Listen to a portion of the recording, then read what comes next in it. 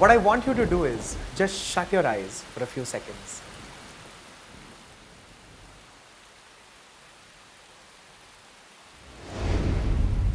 Isn't it therapeutic?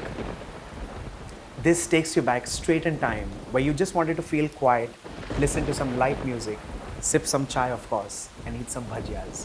Well, today I have a bhajia recipe for you which is quite unusual.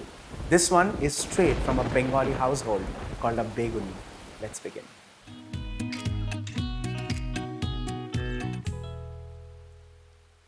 Beguni is a classic fritter which is made with eggplants, typically which are long in nature. You get these purple eggplants which are slender and long. All you need to do is clean them, wipe them dry, and ensure that you remove the stem. The next step is to cut this lengthwise, long, slender, and ensure that you do not slit your fingers in the bargain.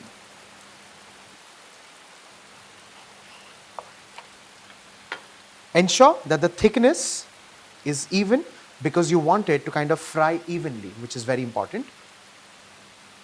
Basically, the idea here is to ensure that you cut one brinjal or one aubergine into 6 long strips. It could be slightly a challenge to begin with, but if you have like a mandolin slicer, it just makes your life easier. However, if you can cut this with caution, there's nothing better than a long slender knife as well.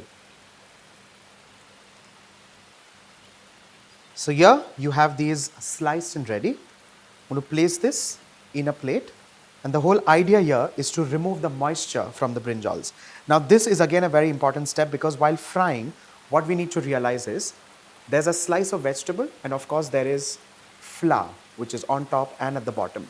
Now the moment the vegetable starts frying, there's a steam that starts getting heated up, and because of that there's water that starts either dripping or starts accumulating in the fritter, which would end up making the fritter moist. You do not want that to happen. So salt and a little bit of sugar to ensure that the moisture is drawn out.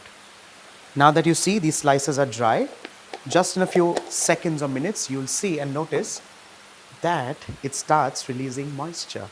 I'm adding in powder sugar so that the process is faster. This will also end up flavoring the vegetable from within. Let's mix this well. Literally rub this like so.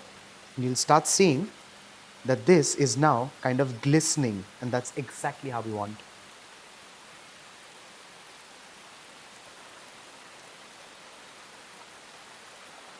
Let's place this aside. And now you'll start seeing that now that it's looking moist, it's looking shiny, just give it like a minute or so that the perfect amount of moisture gets drawn out.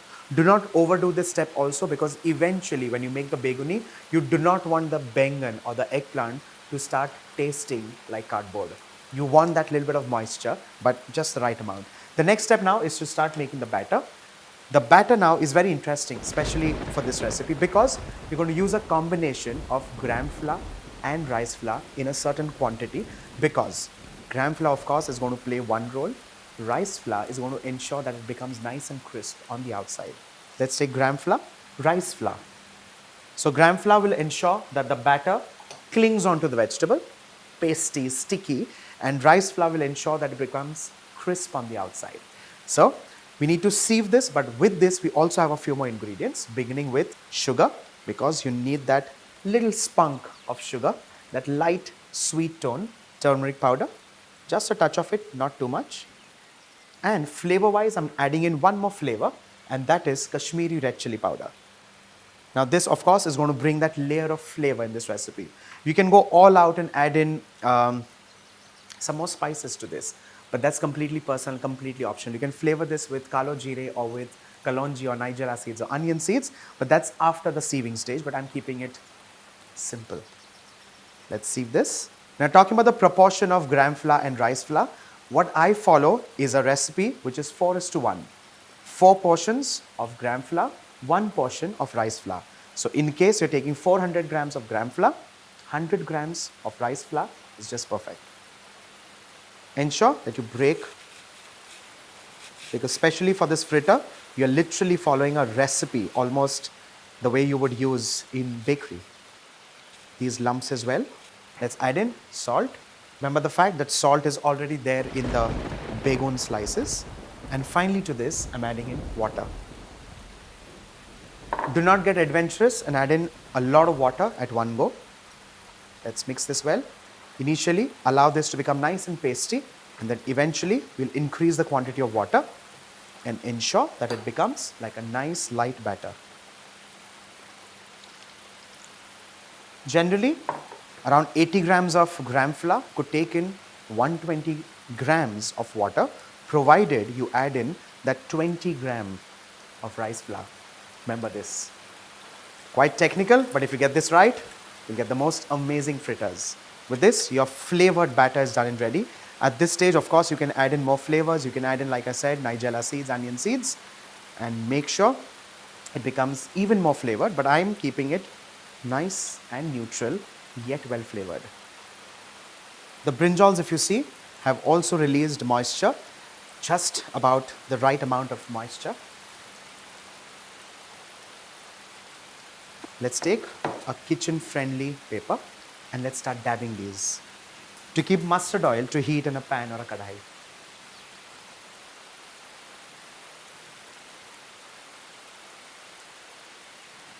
This is dabbed and ready. Now there are two things that can happen if this gets over soaked or over marinated in salt and sugar. This could either become leathery, almost like a belt, or this could become cardboard like. Now, it's very important to not overdo this. Just like 30 seconds, 45 seconds, it's more than enough. Do not keep this for a longer time. Do not go missing from the kitchen, especially while you're making something like this. Once the oil heats up, we're going to dip each of these strips into the batter and drop this in hot oil. But ensure the excess batter also drips away. On a high flame, the moment you drop this fritter in oil, we're going to gently flip this after 5 to 7 seconds. Similarly, we're going to follow this with the rest of the fritters as well. This way, it ensures that it becomes nice and puffed up from all the sides. On a nice monsoon afternoon, you need chai, you need fritters, a little bit of lightning, a little bit of thundering, and some family members around. After a few turns and flips, this is nice golden brown, crisp on the outside, and soft, succulent within. That's how you want your fritters to be nice and perfect. Similarly, let's start frying some more fritters.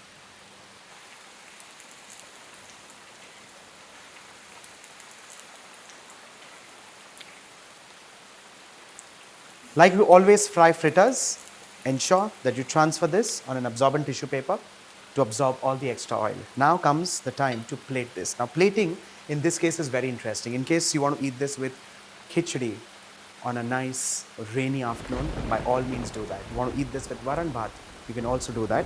But because I'm treating this like a snack, I'm going to serve this with kurmuras. But the kurmuras, of course, need to get a little bit of the raw mustard oil drizzled like so. And this eventually becomes one of those accompaniments with the beguni.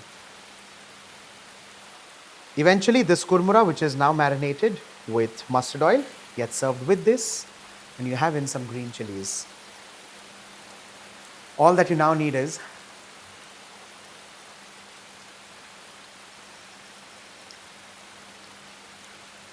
beguni with your favorite chai. With this, we come to an end of yet another episode of the Chai Diaries. This is me, Varun Inamdar, signing off with Beguni.